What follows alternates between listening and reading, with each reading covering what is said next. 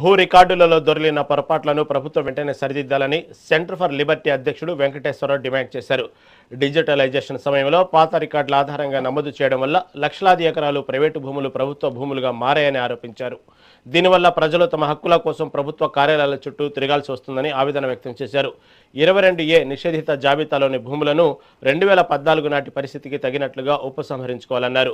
Private భూములపై ప్రభుత్వ హక్కులు పొందాలంటే కోర్టు నిర్దేశించిన చట్టపరమైన విధానాన్ని తప్పనిసరిగా పాటించాలని విజ్ఞప్తి చేశారు. జగన్మోహన్ రెడ్డి గారి గవర్నమెంట్ లో ఏం చేశారంటే 20 ఏళ్లు కనుక మీకు అసైన్మెంట్ ఇచ్చి 20 ఏళ్లు దాటితే అమ్ముకునే హక్కు కల్పిస్తున్నాం అన్నారు. అదొక మంచి స్టెప్పే విధానపరంగా.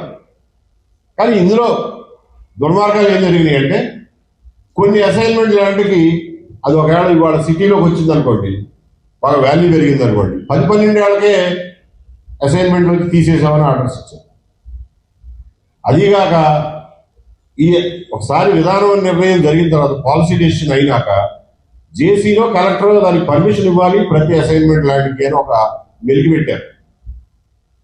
ఆ మెలిగి పెట్టడంతో ఏమైంది, అప్పట్లో ఎమ్మెల్యేలు 100 మంది సీఎం ఆఫీసులో పనిచేసేవాళ్ళు, చీఫ్ సెక్రటరీలు, వీళ్ళంతా ఎక్కడెక్కడైతే అసైన్మెంట్ ల్యాండ్లు బయటకు వస్తాయో ముందే వాళ్ళ దగ్గరికి వెళ్ళి నువ్వు నాకు అమ్మితేనే నేను కలెక్టర్తో దీన్ని ఆ మెలిగి తీస్తా, లేకపోతే మెలిగి తీయను అని బేరాలు పెట్టారు. బేరాలు పెట్టి మంచి విలువైన విశాఖపట్నం లాంటి విలువైన భూములన్నీ రాయి చేసుకుని కొన్ని భూములు కలెక్టర్ తోటి మెలిగి తీపిచ్చి వీళ్ళ పేరుని చేపించేసుకున్నారు.